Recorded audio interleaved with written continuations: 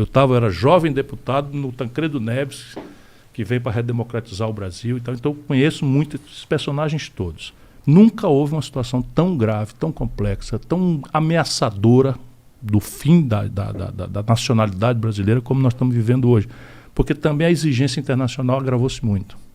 Se você olhar o padrão da disputa da China com os Estados Unidos, economia do conhecimento, tecnologia, não é?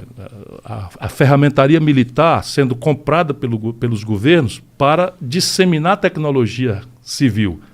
A internet, onde nós estamos, foi criada pelo governo americano a pretexto militar.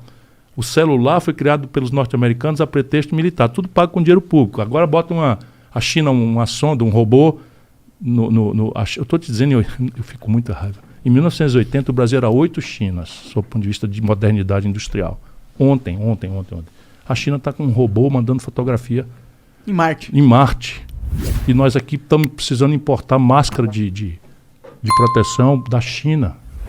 Estamos no 40º lugar do mundo, 42º lugar do mundo, 78º do mundo em vacina, porque fomos para o fim da fila, porque 120 anos atrás o Brasil sabia fazer vacina, desaprendeu. Bolsonaro está gravando tudo isso, mas não foi ele, não. Isso foram os 30 anos de desmonte. Em 1980, 1/3 da riqueza do Brasil era indústria. Por que a indústria caiu tanto assim? Câmbio, juro. Deixa eu explicar para as pessoas. A indústria brasileira nasceu dentro de uma compreensão que não é mais praticável. Qual era a substituição de importações? Então é o seguinte, a gente queria ter... Vou pegar aqui uma coisa rudimentar verdadeira, né? O Brasil tinha pá, picareta, facão, foice, artesanais. Se você quisesse pegar uma faca mais moderna, uma foice mais moderna, uma enxada mais moderna, era importado do estrangeiro. Então, o que fizeram os revolucionários de 30? Fizeram um mapa. Tudo que o Brasil importa do estrangeiro, em grande volume, é uma pista por onde eu vou fazer nascer uma indústria nacional brasileira. Pode crer, faz sentido.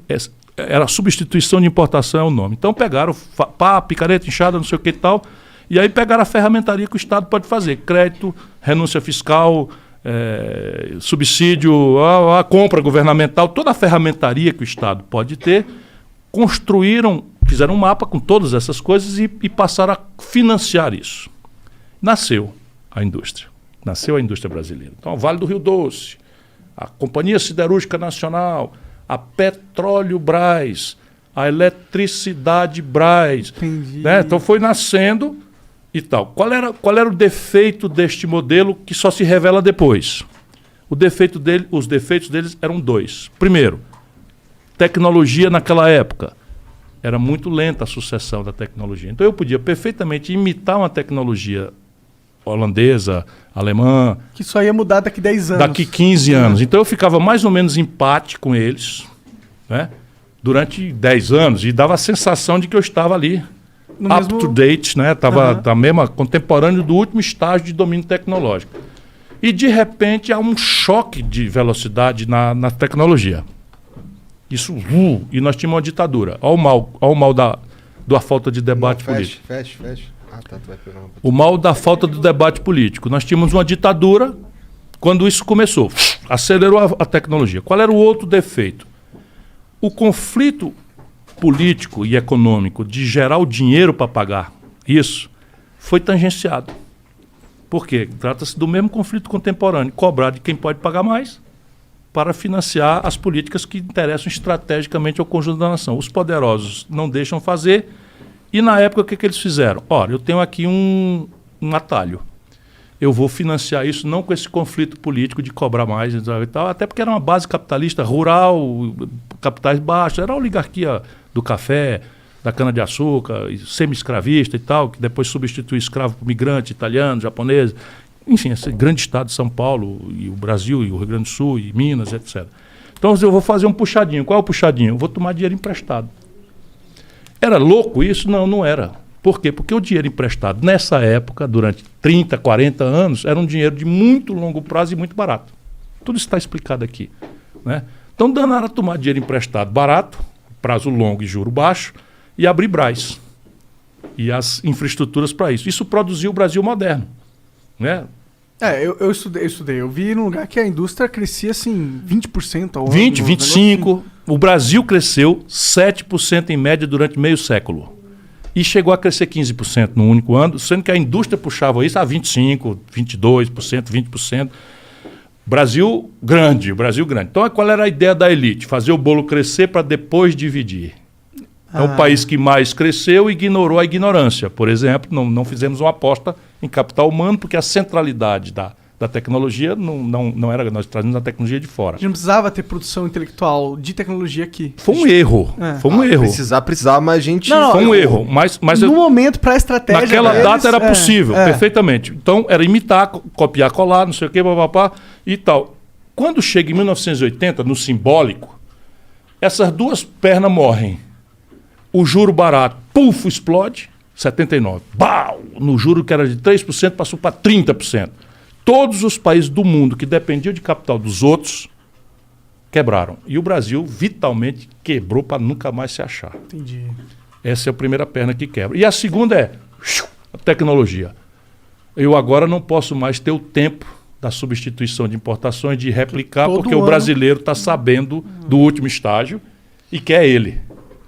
Eu não posso mais ter... O Collor assume, diz assim, os carros brasileiros são uma carroça. Vai no Google.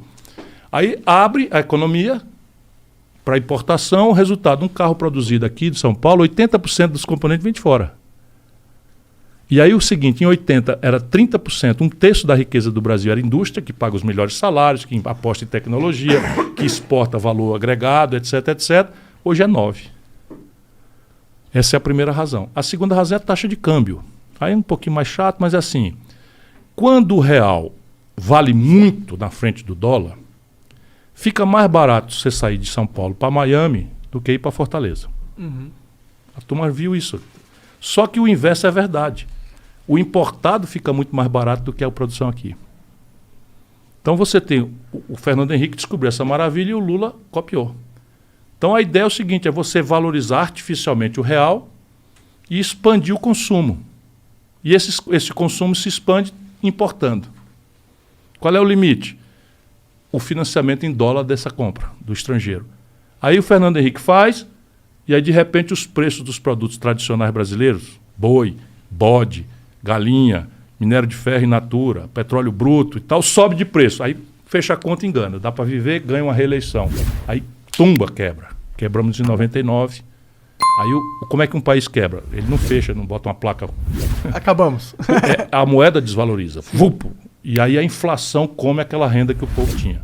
Porque o dólar, na hora que sobe o dólar, a caristia vem porque você não compra pão, mas compra... Porque você não compra dólar, mas compra pão. Sim, e o pão? E pão é trigo, e trigo é dólar. Sim. É uma turma boa. Isso aí já todo mundo está sabendo. Os remédios, tudo dólar. O eletroeletrônico, tudo dólar. Os games, tudo dólar. Então subir o dólar, vai subir tudo.